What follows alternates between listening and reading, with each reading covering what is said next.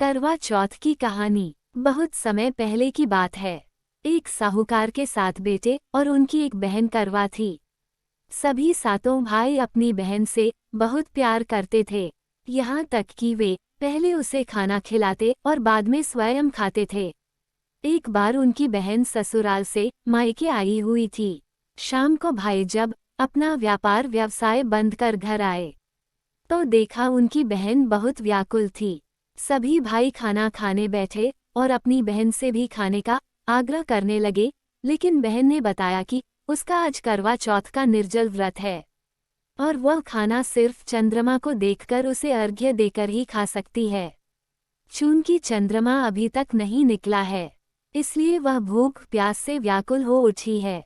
सबसे छोटे भाई को अपनी बहन की हालत देखी नहीं जाती और वह दूर पीपल के पेड़ पर एक दीपक जलाकर चलनी की ओट में रख देता है। दूर से देखने पर वह ऐसा प्रतीत होता है कि जैसे चतुर्थी का चांद उदित हो रहा हो। इसके बाद भाई अपनी बहन को बताता है कि चांद निकल आया है, तुम उसे अर्घ्य देने के बाद भोजन कर सकती हो। बहन खुशी के मारे सीढ़ियों पर चढ़कर चांद को देखती है, उसे अर्घ्य देकर खाना खाने बैठ जाती है। वह पहला टुकड़ा मुंह में डालती है तो उसे छींक आ जाती है, दूसरा टुकड़ा डालती है तो उसमें बाल निकल आता है और जैसे ही तीसरा टुकड़ा मुंह में डालने की कोशिश करती है तो उसके पति की मृत्यु का समाचार उसे मिलता है। वह बौखला जाती है। उसकी भाभी उसे सच्चाई से अवगत कराती है कि उसके साथ ऐसा क्यों हुआ।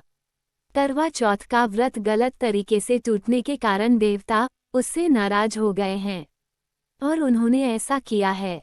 सच्चाई जानने के बाद करवा निश्चय करती है कि वह अपने पति का अंतिम संस्कार नहीं होने देगी और अपने सतीत्व से उन्हें पुनर्जीवन दिलाकर रहेगी।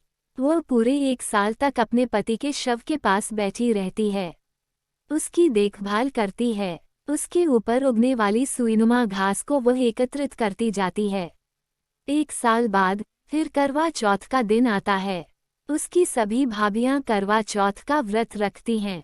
जब भाभियां उससे आशीर्वाद लेने आती हैं तो वह प्रत्येक भाभी से यम सुई ले लो, पिया सुई दे दो, मुझे भी अपनी जैसी सुहागिन बना दो, ऐसा आग्रह करती है।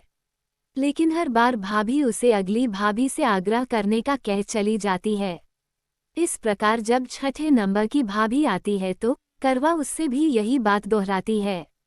ये भाभी उसे बताती है कि चूंकि सबसे छोटे भाई की वजह से उसका व्रत टूटा था, अतः उसकी पत्नी में ही शक्ति है कि वह तुम्हारे पति को दोबारा जीवित कर सकती है। इसलिए जब वह आए तो तुम उसे पकड़ लेना और जब तक वह तुम्हारे पति को जिंदा न कर दे उसे नहीं छोड़ना। ऐसा कहकर वह चली जाती है। सबसे अंत में छोटी भाभी आती है। करवा उनसे भी सुहागिन बनने का आग्रह करती है, लेकिन वह टालमटोली करने लगती है। इसे देख करवा उन्हें जोर से पकड़ लेती है और अपने सुहाग को जिंदा करने के लिए कहती है।